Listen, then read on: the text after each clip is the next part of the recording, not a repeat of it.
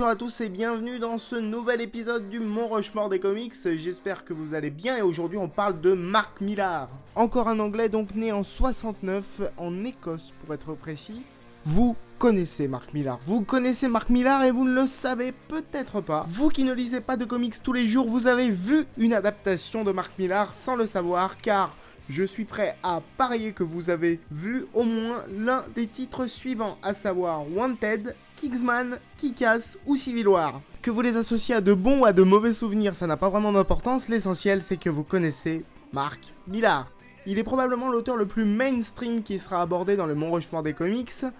Toute la carrière de Mark Millar est empreinte de super-héroïsme. Rien d'original donc me direz-vous? Eh bien si, puisqu'il y a une véritable réflexion derrière chaque œuvre. La plupart de ces œuvres qui sont restées dans les mémoires apportent réellement un œil neuf sur le genre. Effectivement, Mark Millar se caractérise notamment par ses prises de parti. On prendra par exemple Kick-Ass, qui s'inscrit à l'époque de sa publication, en 2008, dans une période où le réalisme est de mise dans les comics. Le parti pris de Millar sera de dire « Ok, vous voulez du réalisme, très bien, voyons ce qu'un fan de comics habitant dans un appartement sans entraînement et avec une malheureuse combi de plongée peut faire s'il décide de devenir un super-héros. » On obtient l'une des œuvres les plus assumées et les plus justes de l'histoire des comics. Les comics de Mark Millar ont donc beau être des comics classiques, ça n'en reste pas moins des comics à enjeu. Dans Old Man Logan par exemple, on se fout éperdument de voir Wolverine taper sur des méchants. Ça on l'a déjà vu 10 000 fois, ce qui nous intéresse en revanche c'est de savoir, tiens, si Wolverine avait vécu un traumatisme psychologique tellement important qu'il refuse de sortir ses griffes,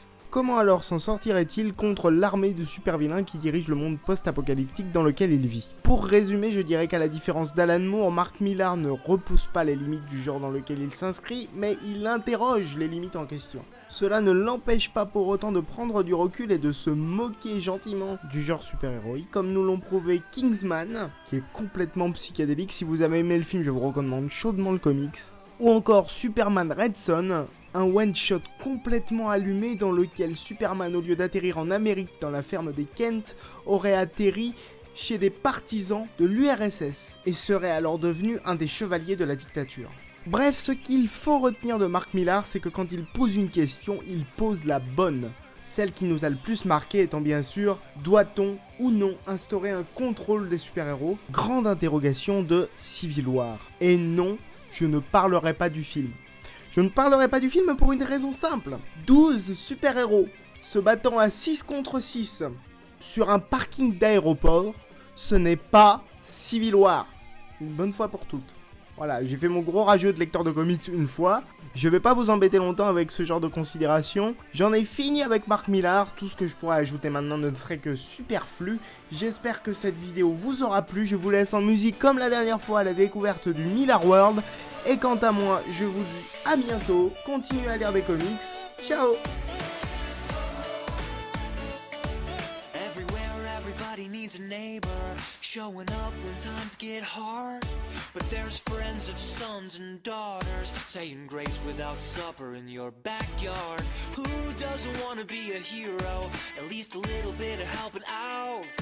There's some things you're never gonna help or change, but hunger's something we can turn around. Here's hope, showing up at your front door. Here's hope, yeah, what everybody's looking for. Here's your one chance to make a difference. Here's your one choice to give a helping hand. There's room at the table for more. Yeah, here's hope. Yeah, here's hope. There's a small town girl in 3rd grade, making sure her sisters get enough. She sees her mama working 2 jobs, worrying and crying, doing everything but giving up. If a miracle's a gift when you need it, then it's time for stepping in. Here's to families and kids, wherever you live, never ever wondering again. Here's hope, showing up